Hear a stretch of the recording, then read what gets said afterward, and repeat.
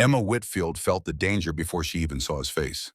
The train rattled through the Kansas plains, cutting a path through endless golden fields that stretched toward a sky so wide it made her feel small.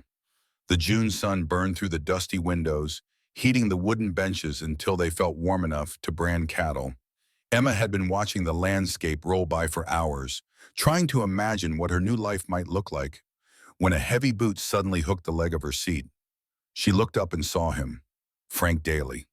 He was a tall man with broad shoulders and a hat pulled low over eyes that reminded her of a coyote circling a wounded rabbit. His grin spread slow across his face, and something about it made Emma feel like a hand had closed around her throat. He leaned closer as the train rocked side to side. His breath smelled of whiskey and trail dust, sharp enough to make her eyes water. "So you are traveling alone, sweetheart?" It was not a question. It was a statement, like he already knew the answer and found it amusing. Emma tightened her grip on her travel satchel, the one that held everything she owned in this world. A few dresses, her mother's Bible, and a photograph of the parents she had buried last winter. Everything else was gone. The house, the farm, the life she had known for 23 years. "Please keep your distance, sir." Frank chuckled softly, a sound that made her skin crawl like ants marching up her spine. He did not move back.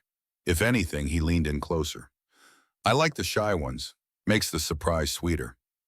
Emma glanced around the train car, hoping someone might notice, might say something. But the passengers around them kept their eyes fixed on their newspapers and their hands folded in their laps. A mother pulled her young daughter closer and looked the other way. An old farmer in overalls suddenly became very interested in the view outside his window. No one was going to help her. Frank placed his hand on the bench just inches from her thigh. His fingers were thick and calloused, the kind of hands that took what they wanted without asking. "You got a name, or should I just call you mine?"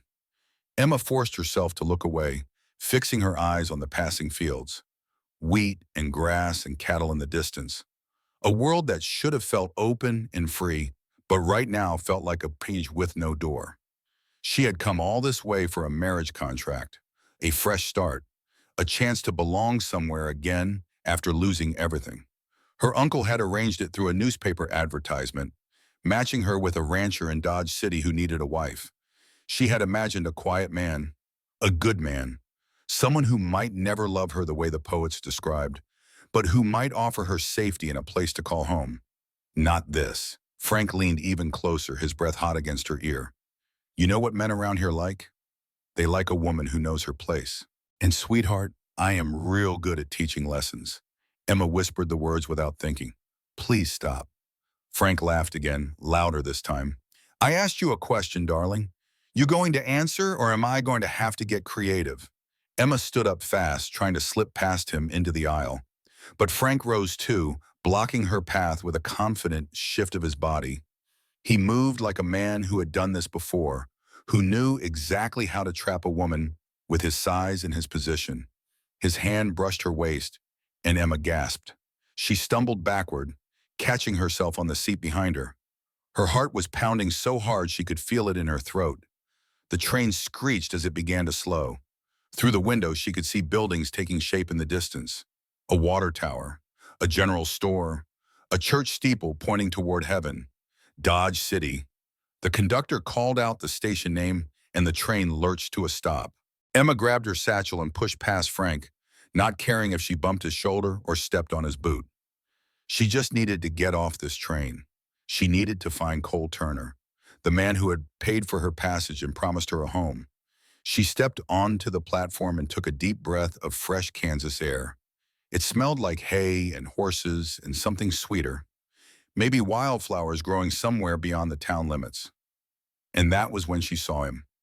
A broad-shouldered man in a worn cavalry coat stood at the edge of the platform, scanning the faces of the passengers as they stepped off the train. His hands bore the scars of hard work, and his eyes carried the weight of someone who had seen too much war and too many bad seasons. Cole Turner. Emma had never seen him before, but somehow she knew. Maybe it was the way he held himself, careful and watchful. Maybe it was the way he looked at her, not with hunger like Frank, but with something closer to hope. Before she could take a step toward him, Frank appeared at her shoulder. Well, now, you must be the little bride everyone has been talking about. Emma froze. Frank stepped behind her and murmured close to her ear, his voice low enough that only she could hear. That rancher is old and weak. A man like that cannot protect a woman like you. But I could. I could show you things that would make you forget all about that dusty farm. Emma pulled away from him and hurried toward Cole, her legs feeling heavy with every step. But she pushed forward anyway because the alternative was staying close to Frank, and that was not something she was willing to do. Cole met her with uncertain eyes. "Are you Emma Whitfield?" She nodded, unable to find her voice. Before she could say another word, Frank tipped his hat and called out from across the platform, "Take good care of her, Cole. She is a pretty one." Then he walked away, still smiling like he already owned the ending. And Emma realized something that made her blood run cold. This was not the last time she would see Frank Daly. In a place this small, it never was. The ride from Dodge City to the Turner Ranch took nearly an hour. Cole drove the wagon in silence, his eyes fixed on the road ahead. Every now and then he would glance at Emma, then look away quickly like he was afraid of staring too long. His hands gripped the reins with the kind of careful control that came from years of working with animals that could kill you if you let your guard down. Emma sat beside him on the wooden bench, her satchel clutched in her lap. The Kansas landscape rolled past them like an ocean of grass, endless in gold and dotted with wild flowers that swayed in the afternoon breeze. It was beautiful. It was also terrifying. Back in Pennsylvania, Emma had lived surrounded by trees and hills and neighbors close enough to hear if you screamed. Out here, the nearest farm was miles away. The nearest town was an hour behind them. And the nearest help, if she ever needed it, might as well have been on the moon. Cole cleared his throat. I hope the journey was not too difficult. Emma thought about Frank on the train, his hands, his breath, the way no one had done anything to stop him. It was fine, she said. Cole nodded like he knew she was lying, but was too polite to say so. The ranch appeared over a gentle hill, and Emma felt something loosen in her chest. It was smaller than she had expected, but well kept. A wooden farmhouse with a porch that wrapped around two sides. A barn painted red, faded by sun and weather.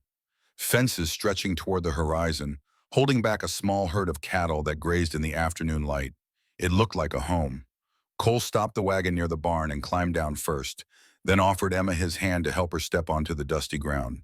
His grip was firm but gentle, and he let go the moment her feet touched the earth. I will show you around, he said.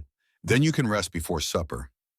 He led her toward the barn first, explaining the layout of the property as they walked, where the chickens roosted, where the well was located, which gate led to the cattle pasture and which one led to trouble if you forgot to close it at night.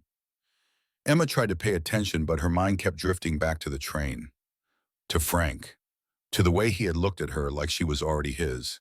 She did not see the loose hay on the barn floor. One moment she was walking, the next her boots slipped on something slick and she was falling forward, arms reaching for anything solid. Cole moved fast. He grabbed her around the waist, trying to catch her before she hit the ground, but his hands gripped too hard in his rush to steady her, and his weight threw them both off balance. They fell together onto the soft pile of hay. Emma landed on her back, the wind knocked out of her lungs. Cole landed half beside her, half on top of her, his face inches from hers. For one terrible moment, neither of them moved. Then Emma heard it, a loud ripping sound. She looked down and saw that her dress had torn at the thigh. The fabric had caught on a nail sticking out of a wooden post, and the force of the fall had split the seam wide open. Cole saw it too. His face went pale. He scrambled backwards so fast he nearly tripped over his own boots, putting as much distance between them as the small space would allow. His jaw was tight and his hands were shaking. I grabbed you too rough. He could barely look at her. That will not happen again. I swear to you, Emma, I am not that kind of man. Emma lay there in the hay, her heart pounding for reasons she could not name. Part of her was frightened, the same way she had been frightened on the train, but another part of her, a smaller part, noticed something different. Cole had not tried to take advantage of the moment. He had not pressed himself against her or made excuses for why his hands had ended up where they did. He had simply backed away, apologized, and waited for her to decide what happened next. That was not what Frank would have done. It is all right, Emma said slowly. I know you did not mean to scare me. Cole exhaled like he had been holding his breath for a very long time. He offered his hand to help her up, and this time Emma took it without hesitation. As she stood there in that dusty barn, her dress torn and her future uncertain, Emma realized something important. Out here on the Kansas plains, a woman had to make choices. She could find a man she trusted to stand in front of her when danger came, or she could learn to stand alone. Looking at Cole Turner, with his scarred hands and his careful eyes, and his shame at having accidentally frightened her, Emma wondered if maybe she had found the first kind. But wondering and knowing were two different things. And night was coming. That evening, Cole served a simple supper of beans and cornbread. They ate in silence, but it was not an uncomfortable silence. It was the kind of quiet that falls between two people who are still learning how to share the same space. Later, Emma lay awake in the small bedroom Cole had prepared for her. She stared at the ceiling and listened to the sounds of the prairie at night, the hoot of an owl, the distant howl of coyotes, the whisper of the wind against the windows. And underneath it all, one hard truth she could not ignore. She was alone out here, with a stranger. And somewhere beyond the darkness, Frank Daly was out there too, watching, waiting. Emma did not sleep well that first night at the ranch. Every sound felt louder in the dark. The creak of an old board settling, the scratch of a tree branch against the window. Even the whisper of the wind seemed too close, too personal, like someone breathing just outside her door. She kept seeing Frank on that train, leaning in with that awful grin, his hand on the bench, inches from her thigh, the way he had looked at her like he already owned her fate. Then she saw Cole in the barn, wide-eyed and ashamed as he backed away from her torn dress. Two men, two very different kinds of fear. When the morning sun finally crept through the curtains, Emma felt relief wash over her like cool water on a hot day. She dressed quickly in her second-best dress, the blue one with the white collar, and made her way to the kitchen. Cole was already awake. He stood at the stove, his back to her, stirring something in a cast-iron skillet. The smell of bacon and eggs filled the small room, and for just a moment, Emma could almost pretend this was a normal morning in a normal home. Almost. Cole turned when he heard her footsteps. He looked tired, like maybe he had not slept well either. "Morning, Emma. I made breakfast." "Thank you." She sat down at the wooden table while he served the food onto two tin plates. He moved around the kitchen with the careful efficiency of a man who had lived alone for a long time. Everything had its place. The salt was always in the same spot by the stove. The coffee pot sat on the same corner of the counter. Even the way he set the table followed a pattern. Fork on the left, knife on the right, napkin folded just so. Emma wondered how long it had been since someone else had shared this space with him. Cole poured 2 cups of coffee and set one in front of her like a peace offering. Then he sat down across from her, but he did not start eating right away. Instead, he looked at her with an expression she could not quite read. "Emma, I want to apologize again for yesterday." Emma shook her head. "You already apologized. It was an accident, I know, but I should have been more careful. You came all this way, expecting safety, and the first thing I do is scare you half to death in my own barn." He looked down at his hands, those scarred and weathered hands that had caught her when she fell. "I spent 4 years in the war. Gettysburg. Antietam. Places that change a man in ways he cannot always explain. Sometimes I forget that not everyone understands how to be gentle. But I am trying, Emma. I want you to know that." Emma studied his face, the lines around his eyes, the gray starting to show at his temples, the way his shoulders carried a weight that had nothing to do with physical labor. "I believe you," she said, and she meant it. After breakfast, Cole showed her around the ranch properly. Not the quick tour from yesterday, but a real introduction to the land that would become her home if she chose to stay. They walked together through the morning mist, past the chicken coop where a dozen hens pecked at the ground, past the vegetable garden that had been neglected for too long, past the well with its wooden bucket and rope. Cole explained everything as they went. The barn door sticks when the weather gets wet, so you have to lift it a little and push from the bottom. The cattle water themselves at the creek, but in winter we have to break the ice for them. The back fence needs mending before autumn or the coyotes will get in. Emma listened and nodded, storing away each piece of information like coins in a piggy bank. They reached the corral where a small group of horses stood in the morning sun. One of them, a chestnut mare with a white star on her forehead, lifted her head and whinnied when she saw Cole approaching. "This is Copper," Cole said. "She is gentle as a kitten once she knows you. Would you like to learn how to brush her?" Emma hesitated. "I have never been around horses much. Just the ones that pulled carts back home." Cole nodded like this was exactly what he expected. "That is all right. Most folks are afraid of horses when they first meet them. The trick is to let them know you are not a threat. Horses are prey animals, see? They run from anything that scares them. So you have to move slow and speak soft and let them come to you first."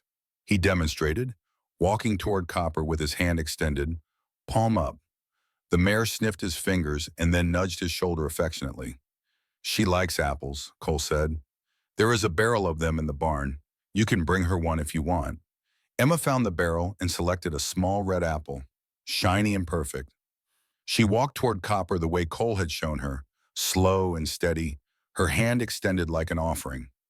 Copper studied her with intelligent brown eyes. Her nostrils flared as she caught the scent of the apple. For a long moment, neither of them moved. Then Copper stepped forward and took the apple gently from Emma's palm. Emma laughed, a sound of pure surprise and delight. She took it. She actually took it from my hand. Cole smiled, and it was the first real smile Emma had seen from him.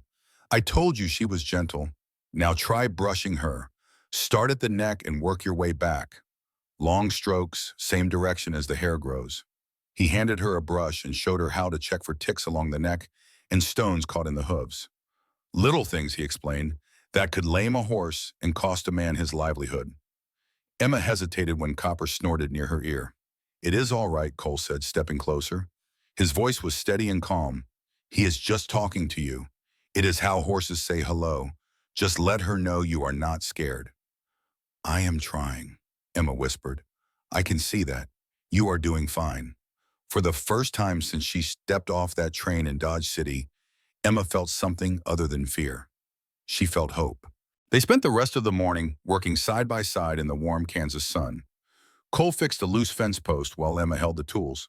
She learned how to collect eggs without getting pecked and how to tell if a cow was about to calve by the way she held her tail. By midday, the sun was high and hot, and Cole suggested they take a break in the shade of the big oak tree that stood between the house and the barn. Emma sat on a wooden stool, sewing the tear in her dress while Cole repaired a broken gate nearby. Every now and then, she would glance up and watch him work. His hands were rough but skilled. His movements were sure and steady.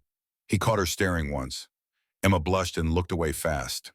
Cole turned back to his work, but she could see the hint of a smile on his face.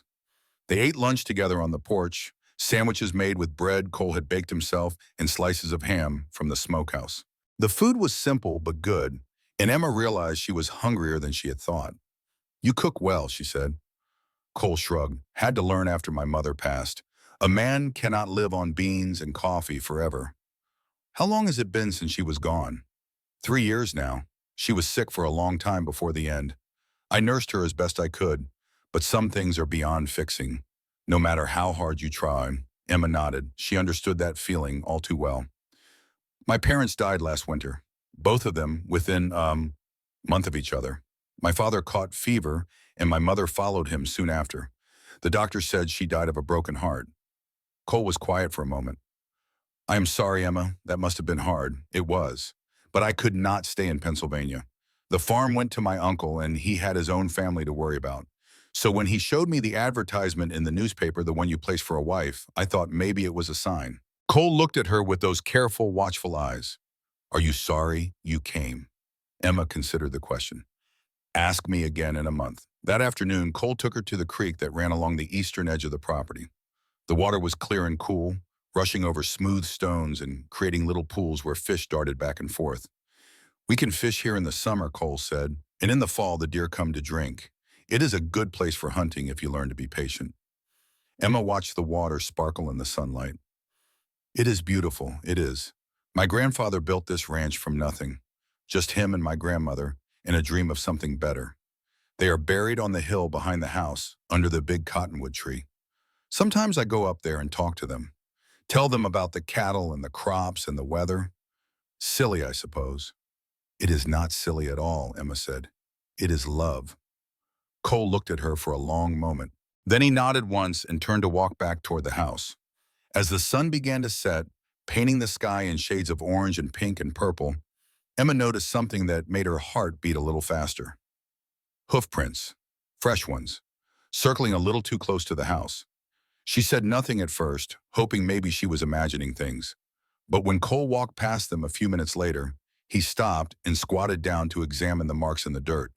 His face went hard. Shod horse. Front shoes chipped on the left side. That is Frank's bay gelding. Emma felt the blood drain from her face. He was here, watching. Cole stood up and looked toward the distant ridge where Frank's ranch sat beyond the tree line. Tomorrow I want to teach you how to fire the rifle. Every person out here should know how to protect themselves. Last time I trusted a quiet night, 3 men rode through this valley and did not leave it the same. I learned then that a promise is good, but a loaded rifle within reach is better. Emma nodded, but her mind was still on those hoof prints. If Frank kept circling the ranch like this, what would happen the day Cole was not there to meet him? That night, Emma lay awake again. But this time, she was not just afraid. She was angry. She had come all this way for a new life, a fresh start, a chance to belong somewhere again. And Frank Daly was not going to take that away from her. She just had to figure out how to stop him. The next morning, Cole kept his promise.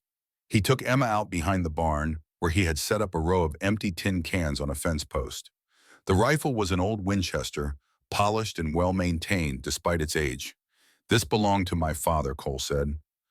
He taught me to shoot when I was 10 years old, said a man who cannot protect what he loves is no man at all. He showed Emma how to hold the weapon, how to brace the stock against her shoulder, how to line up the sights with the target. Do not jerk the trigger. Squeeze it smooth, like you are wringing out a washcloth, and keep both eyes open. You will see better that way. Emma listened carefully and did exactly as he instructed. Her first shot went wide, kicking up dirt a foot to the left of the cans. Her second shot was closer. Her third shot knocked a can spinning off the fence post with a satisfying clang. Good, Cole said. You have a steady hand. Most people flinch before they fire. You did not. Emma felt a small surge of pride. Can I try again? Cole handed her more ammunition, and they spent the next hour practicing until Emma could hit a can 4 times out of 5. Her shoulder ached from the recoil, and her ears were ringing despite the cotton Cole had given her to stuff in them. But she felt better than she had in days. Stronger, more capable, less like a victim, waiting for something bad to happen. They were walking back to the house when Emma saw the dust cloud on the road. Rider coming, Cole said. His voice was calm, but his hand moved to the pistol on his hip. Emma shaded her eyes and watched as the figure drew closer. It was Frank. He rode up to the yard just before noon, smiling like he had been invited for Sunday dinner. His horse was the same bay gelding Cole had identified from the hoof prints, and the front shoes were indeed chipped on the left side. "Morning, neighbors," Frank called out. His eyes swept over Emma in a way that made her want to take a bath.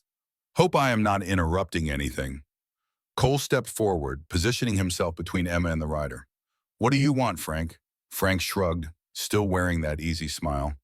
"Just being neighborly. My ranch is over that ridge, not more than 3 miles as the crow flies.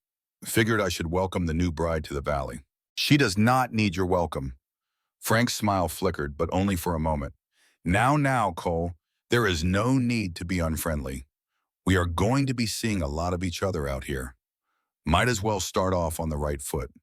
He looked past Cole to where Emma stood, frozen by the porch steps. "You settling in all right, sweetheart?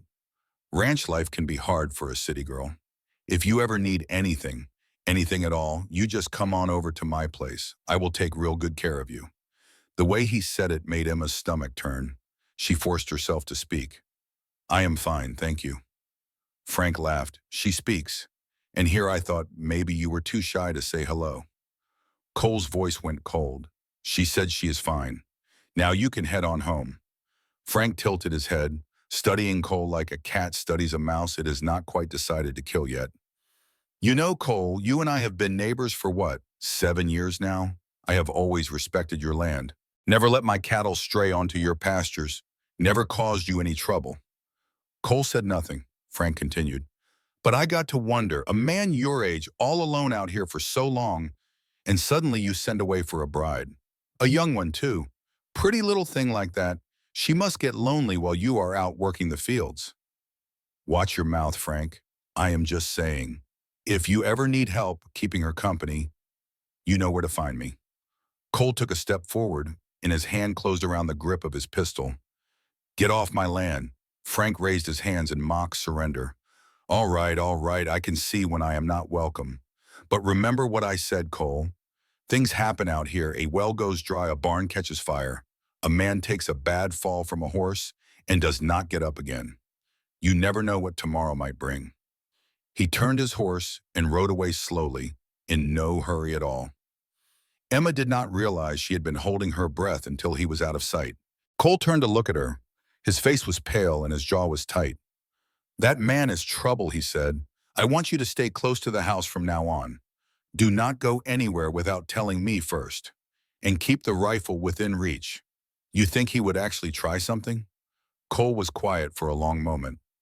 I think there are men in this world who take what they want and do not care who gets hurt. Frank is one of them. He has land, he has money, he has influence in town, but he does not have a conscience, and that makes him dangerous. Emma thought about the train, the way Frank had cornered her in the aisle, the way the other passengers had looked away. I am not afraid of him, she said. It was not quite true, but she wanted it to be. Cole looked at her with something like admiration. Good, but being brave and being careful are not the same thing. We can be both. That afternoon, Emma helped Cole check the fences along the northern boundary of the property. It was hard work, walking miles through tall grass while looking for gaps or weak spots where a predator might slip through. But it was also strangely peaceful. The sky was blue and endless. The wind carried the scent of wildflowers and fresh hay. Birds sang in the trees along the creek, and somewhere in the distance, a hawk circled lazily on the thermals. This is beautiful country, Emma said. It is. My grandfather came here with nothing but a wagon and a dream. He built this ranch with his bare hands, one fence post at a time. Some years were good, some years were bad, but he never gave up. What happened to him? Cole pointed toward the hill behind the house. He is up there with my grandmother. They lived long enough to see this place become something real, something that mattered. I want to keep it that way. You will.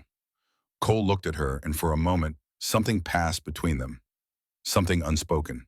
Then he turned back to the fence and started checking the next section. That evening, they sat on the porch and watched the sun go down. Cole had made coffee, and they sipped it slowly while the sky turned from gold to pink to purple. Can I ask you something, Emma said. Of course, why did you send for a bride?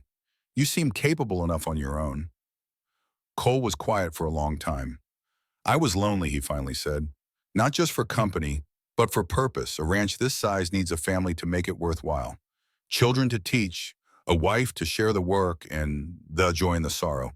I tried courting women in town, but they all looked at me and saw an old soldier with too many scars and not enough charm. Emma shook her head. You are not that old. Old enough. And I have seen things that most people cannot understand. It changes a man, makes him different, harder to know, harder to love. Emma considered his words. My father was in the war too. He never talked about it much, but sometimes at night I would hear him crying in his sleep. My mother said it was the ghosts of all the men he had seen die. She said they never really leave you. Cole nodded slowly. She was right. They do not. They sat in silence for a while longer, watching the stars appear one by one in the darkening sky. Then Emma said something that surprised them both. I think I might like it here. Cole looked at her. I hope you do. And for the first time, Emma thought maybe she did. That night, she slept better than she had since arriving in Kansas. The sounds of the prairie did not seem so frightening anymore. The creak of the house settling was just wood and nails doing what wood and nails do. The owl hooting in the distance was just an owl, not a warning. She dreamed of fields of golden wheat swaying in the breeze. She dreamed of a home that belonged to her. She dreamed of being safe. But dreams, like everything else in this world, do not last forever. And Frank Daly was still out there, circling, waiting, like a wolf outside the fold. 3 more weeks passed, and life on the ranch settled into a rhythm. Emma woke each morning before dawn to collect the eggs and feed the chickens. She had learned their names now. The bossy red one she called General, the nervous white one she called Daisy, the fat brown one she called Pudding. They followed her around the coop like she was their queen.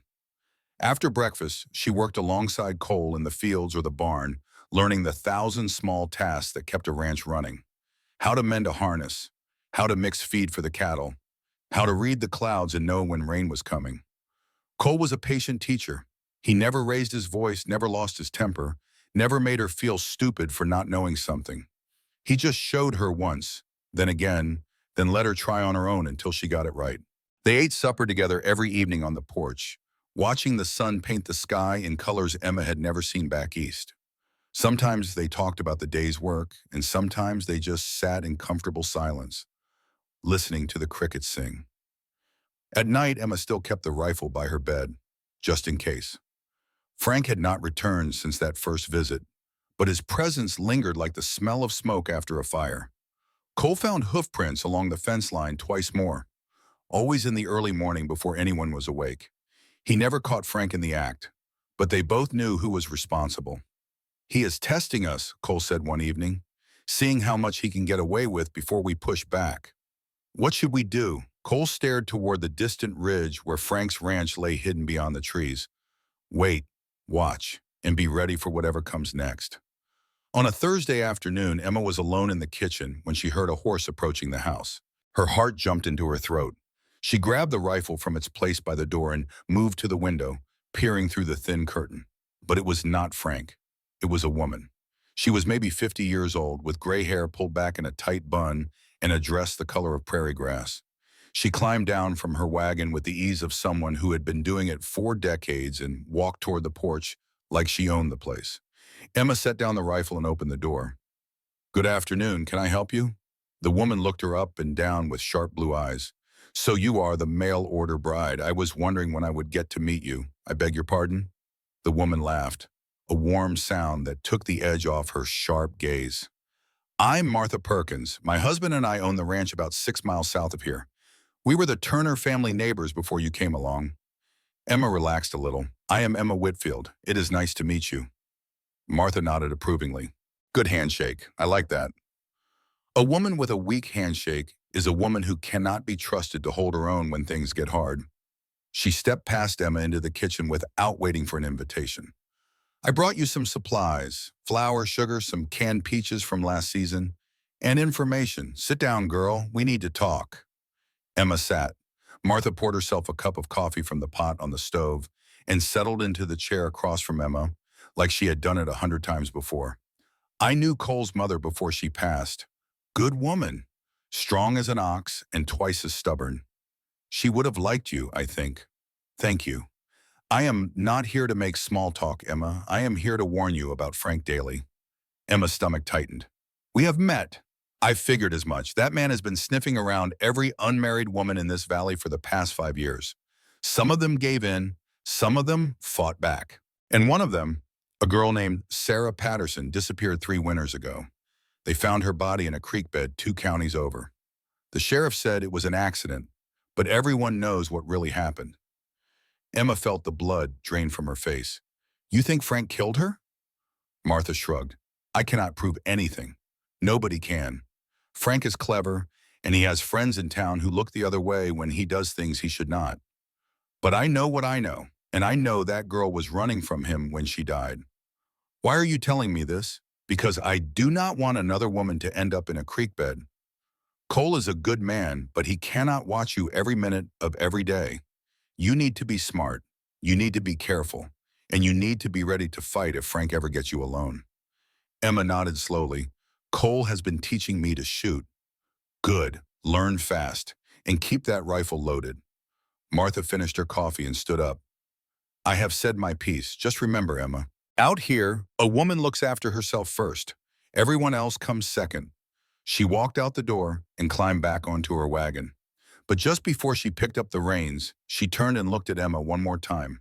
"One more thing. Frank has a weakness. He thinks he is smarter than everyone else. He thinks nobody can catch him. That arrogance is going to get him killed someday. Might as well be by someone who has a reason." Then she drove away, leaving Emma standing on the porch with a head full of questions and a heart full of fear. That evening, Emma told Cole everything Martha had said. He listened in silence, his face growing darker with every word. When she finished, he got up and paced the length of the kitchen. Sarah Patterson, I remember her. Sweet girl, barely 20 years old. She worked at the general store in town. Everyone said she ran off with a traveling salesman, but I never believed it. Do you think Frank really killed her? I think Frank is capable of anything, and I think we need to be more careful than we have been. That night, Cole did something he had never done before. He moved his bedroll from the small room at the back of the house to the floor of the main room, right in front of the door. What are you doing? Emma asked. Making sure nobody gets through that door without going through me first. You do not have to do that. Cole looked at her with steady eyes. Yes, I do. Emma lay awake for hours, listening to the sound of Cole breathing on the floor below. It was strange having someone willing to put themselves between her and danger. Strange, but also comforting. She thought about what Martha had said, about Sarah Patterson, about the creek bed. She thought about Frank circling the ranch like a wolf, testing the fences, looking for weakness. And she thought about Cole sleeping on the hard floor with his pistol within reach, ready to defend her with his life if it came to that. For the first time since she had arrived in Kansas, Emma did not feel alone. She felt protected. She felt chosen. And maybe, just maybe, she felt something else too. Something that made her heart beat a little faster whenever Cole smiled at her. Something that felt dangerously close to love. The summer grew hotter as July crept toward August. The fields turned golden, the cattle grew fat, and the work of keeping the ranch running became a little easier as Emma learned the rhythms of the land. She could saddle a horse now without help. She could mend a fence post. She could bake bread that was almost as good as Cole's, though he was too polite to say otherwise. And she could shoot. Cole had made sure of that. Every morning before breakfast, they practiced behind the barn. Emma had graduated from tin cans to smaller targets, glass bottles and wooden stakes, and once, a playing card nailed to a fence post. She hit it on the third try. Nice shot, Cole said. You are getting better every day. I had a good teacher.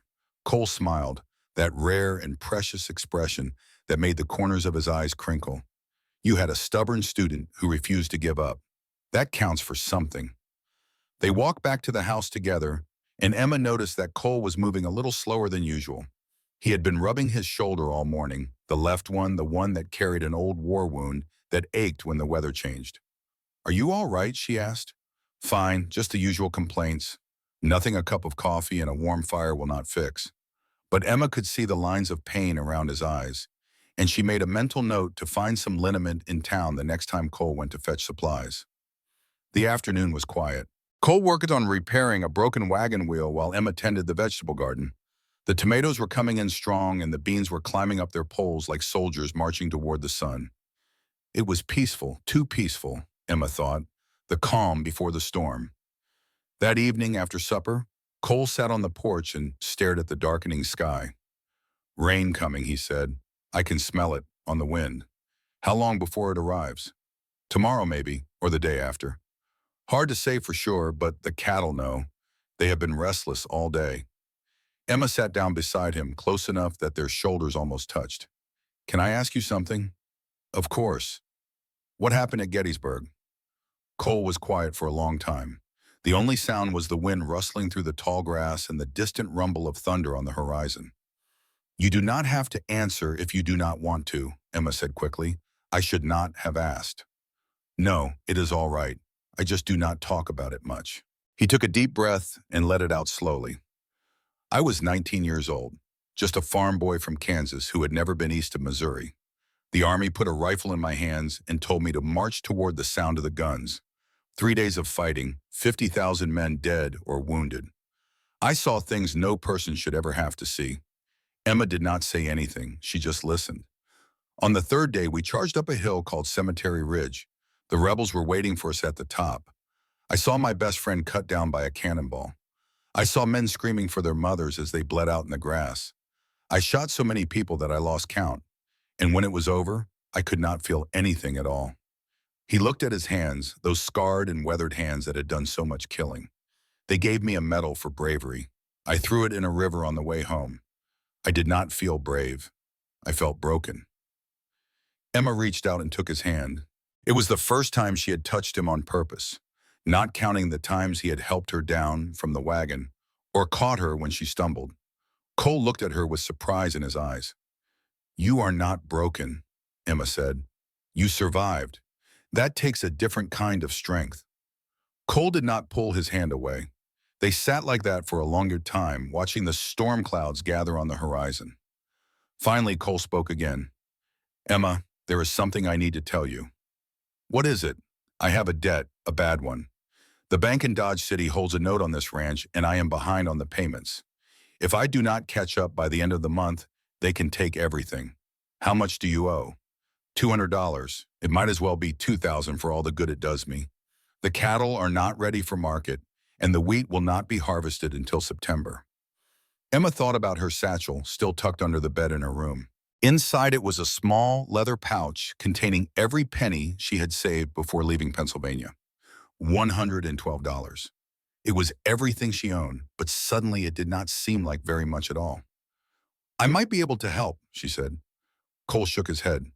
"I will not take your money, Emma. You came here for a new life, not to pay off the debts of a stranger." "You are not a stranger." "Not anymore." Cole looked at her, and something in his expression shifted. "Why are you being so kind to me? You barely know me." Emma thought about the question. "Because you were kind to me first. Because you apologized when you frightened me instead of making excuses. Because you sleep on the floor to keep me safe. Because you look at me like I am a person, not a prize to be won." She squeezed his hand. "I know enough." Cole did not say anything. He just looked at her with those careful, watchful eyes that had seen too much war and too much sorrow. Then slowly he raised her hand to his lips and kissed her knuckles. It was a small gesture, barely more than a whisper, but it felt like a promise. That night, Emma dreamed of thunderstorms and lightning and a voice calling her name from very far away. She woke up just as the first drops of rain began to patter against the window. The storm had arrived. The storm lasted 3 days. Rain poured from the sky in sheets so thick you could barely see from the house to the barn. Thunder rolled across the plains like artillery fire, and lightning split the darkness every few minutes, turning night into day. Cole and Emma worked together to keep the animals safe.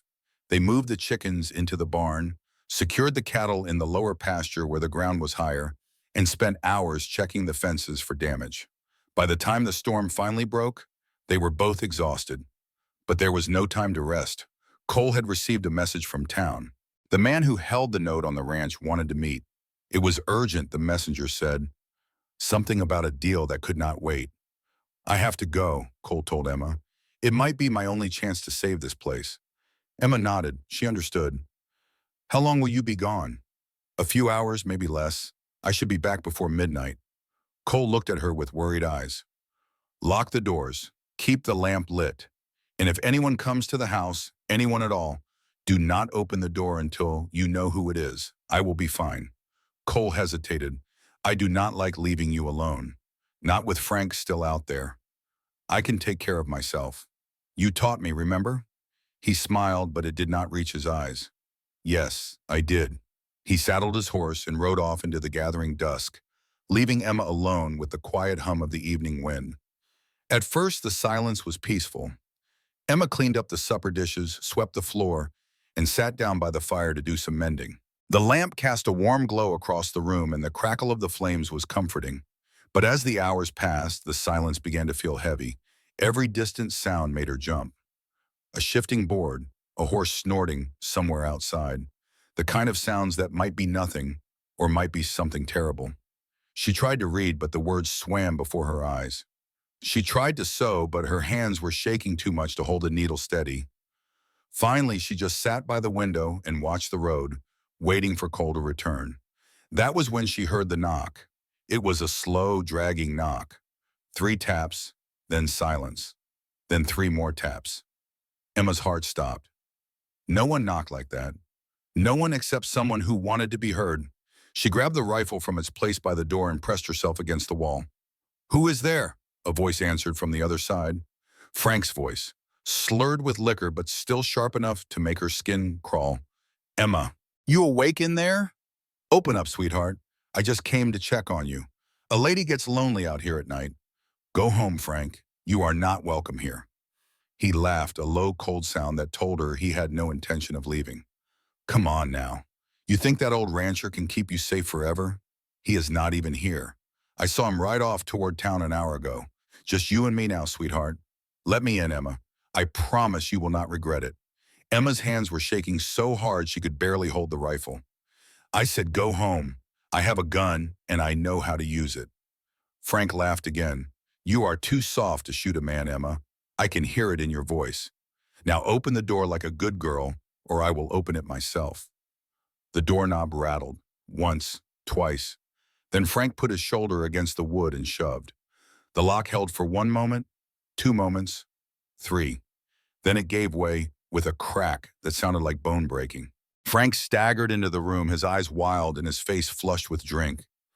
He looked at Emma and smiled, that awful, predatory smile she had seen on the train all those weeks ago. There is my pretty little bride. I knew you would not shoot. Emma raised the rifle and aimed it at his chest. Stay back. Frank kept walking. You know what your problem is, Emma? You think somebody is going to save you.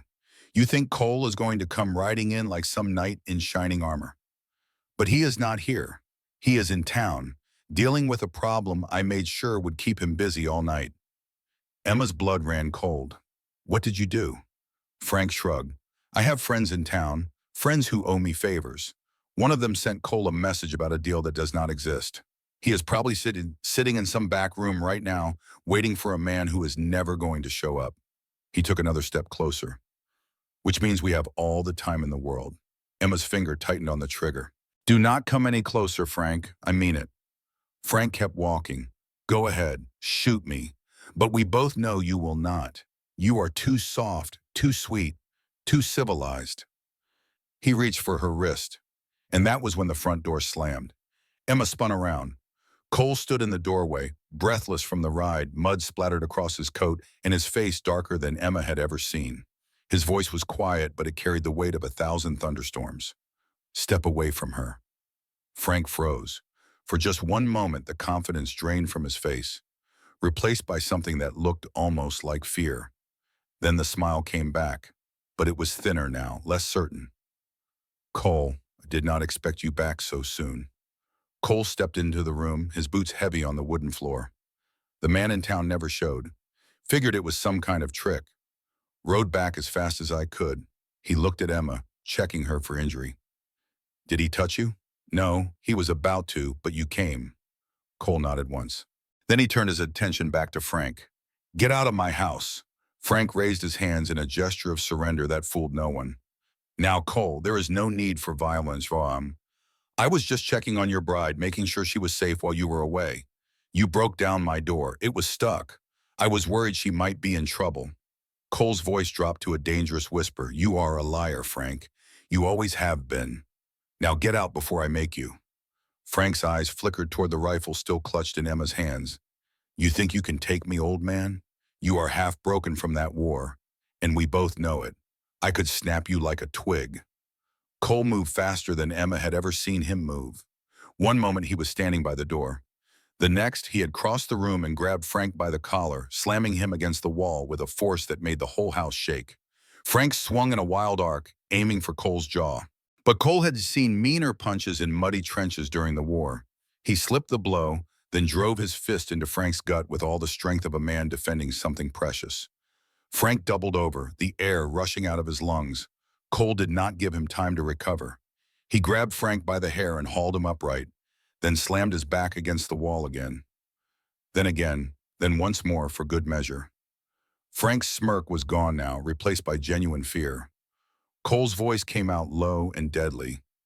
If you ever come near her again, I will bury you myself. Do you understand me?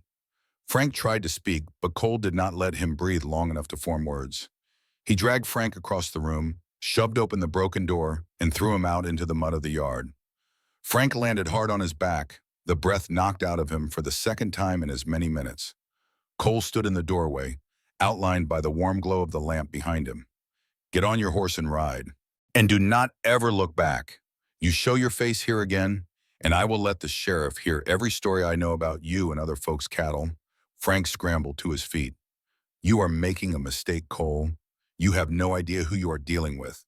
I know exactly who I am dealing with.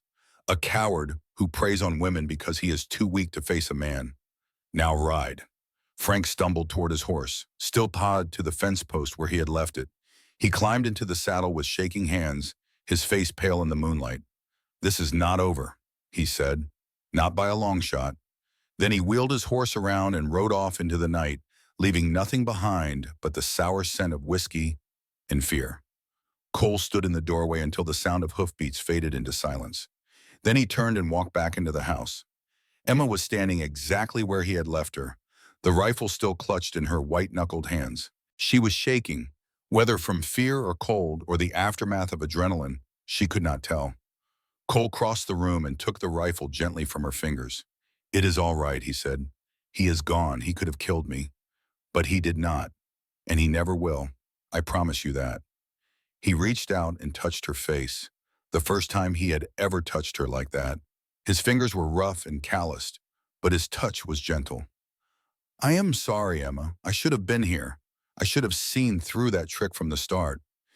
You came when it mattered. Cole looked at her with an expression she had never seen before. Not fear, not shame, just a kind of raw tenderness that made her heart ache. When I realized what Frank had done, when I understood that he had lured me away so he could get to you, I have never ridden so fast in my life. The whole way here, I kept thinking about what I would do if I was too late, if he had already hurt you. He shook his head. I could not bear it, Emma. The thought of losing you, of failing to protect someone I care about. Again, Emma realized what he was saying. Again? Cole's jaw tightened. There was a girl in our unit during the war, a nurse. She was kind to all the soldiers, patched us up when we got wounded, wrote letters home for the ones who could not write themselves. I cared about her, more than I should have, probably. What happened to her? Rebels raided the camp one night. We were sleeping, unprepared. By the time we drove them off, she was gone. We found her body 3 days later in a burned-out farmhouse.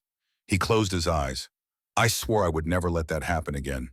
Never let someone I loved die because I was not strong enough to protect them. Emma reached up and covered his hand with her own. You did protect me. You saved me. This time. There may not be a next time. Frank is scared now. He knows you are not bluffing. Cole opened his eyes and looked at her. He is scared, yes. But scared men do desperate things. We are not safe until Frank Daly is gone from this valley for good. Then we will make you leave.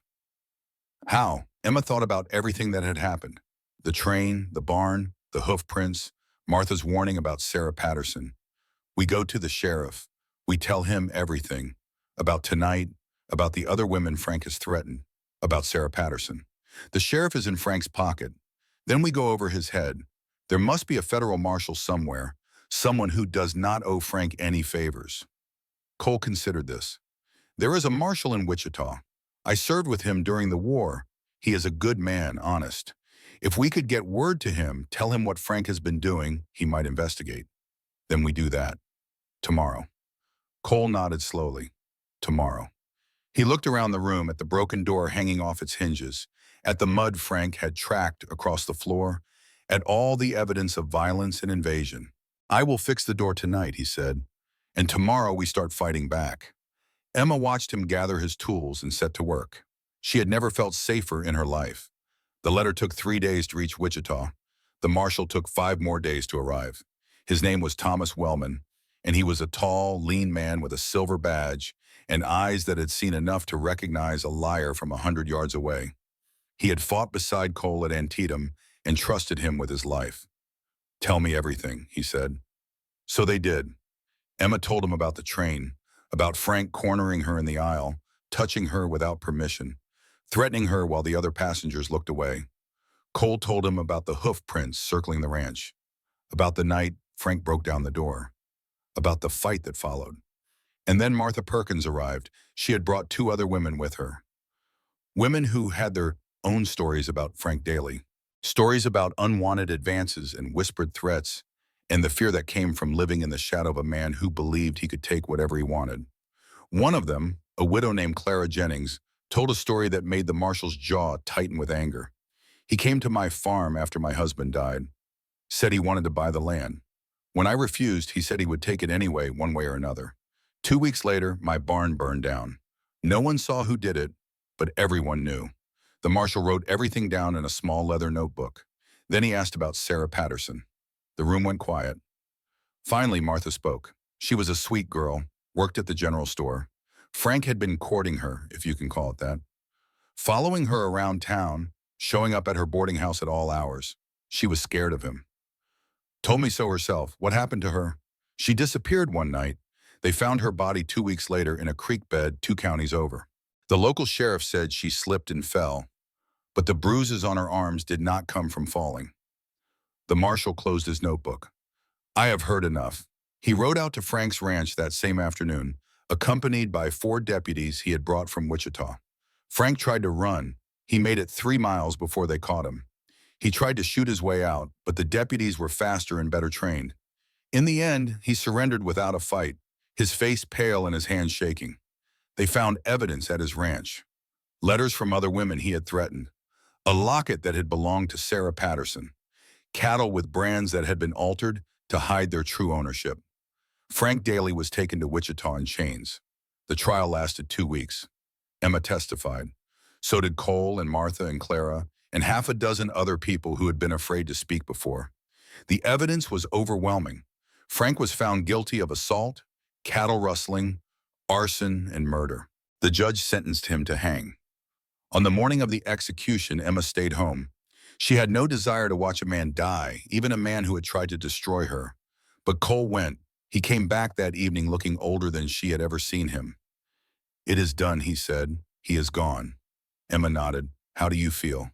Cole sat down on the porch and stared at the sunset, empty. I thought I would feel satisfied, vindicated, but I just feel tired. Emma sat beside him and took his hand. Maybe that is how it is supposed to feel. Maybe justice is not about feeling good. Maybe it is just about making sure the bad thing stops. Cole thought about this. Maybe you are right. They sat in silence and watched the sun go down. For the first time in months, Emma was not afraid. Autumn came to Kansas like a slow exhale. The leaves turned gold and red. The nights grew cool. The cattle were driven to market, and Cole finally paid off the debt that had hung over the ranch for so many years. Emma had never seen him so relieved. The bank will not bother us anymore, he said. The ranch is ours, free and clear. Emma smiled. Ours? Cole looked at her, and something in his expression made her heart skip. There is something I want to show you. Meet me behind the barn at sunset. Emma spent the rest of the afternoon wondering what he could possibly have to show her. She tried to focus on her chores, but her mind kept wandering. When the sun began to sink toward the horizon, she walked out behind the barn. Cole was waiting for her. In his hands, he held something familiar. Her dress. The blue one with the white collar. The one that had torn on her first day at the ranch when they had fallen into the hay, and Cole had grabbed her too hard in his rush to catch her. But it was different now. Someone had mended the tear. The stitches were uneven, rough and awkward, clearly made by hands that were more used to holding a hammer than a needle. I am not much with sewing, Cole said, but I figured if I broke it, I should be the one to fix it. Emma took the dress from his hands and ran her fingers over the repair.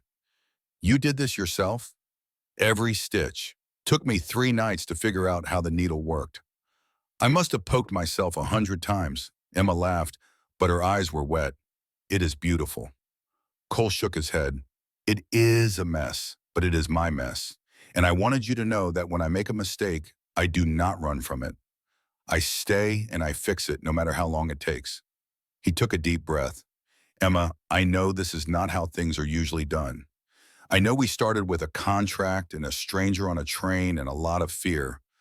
But somewhere along the way, something changed, for me at least. He reached out and took her hands in his. I do not want you to stay because of a piece of paper. I do not want you to stay because you have nowhere else to go. I want you to stay because you choose to. Because you want to build something with me. A life. A family. A future. He looked into her eyes. Emma Whitfield, will you stay as my wife? Not because of a letter, not because of a contract, but because I cannot imagine this place without you. Emma did not hesitate. Yes, Cole's face broke into a smile so wide it transformed him. He pulled her close and kissed her, gentle and sweet and full of promise. When they finally pulled apart, the sun had set completely, and the first stars were appearing in the darkening sky. I love you, Emma whispered. I love you too. They walked back to the house hand in hand. That night, Cole set a small pistol on the nightstand beside Emma's side of the bed. Keep this close, he said. My word matters, but cold iron still speaks loudest out here. Emma smiled. I do not think I will need it anymore. Maybe not, but I want you to have it anyway. Life on the plains settled into something steady after that. Cole and Emma worked the ranch together, side by side, partners in every sense of the word. They hunted jackrabbits along the creek and mended fences before the winter winds came. They sat on the porch every evening and watched the sun paint the sky in colors that never got old. And sometimes, late at night, Emma would look at the dress hanging in the closet, the one with the uneven stitches and the crooked seam. It was not perfect, but it was hers, and that was enough.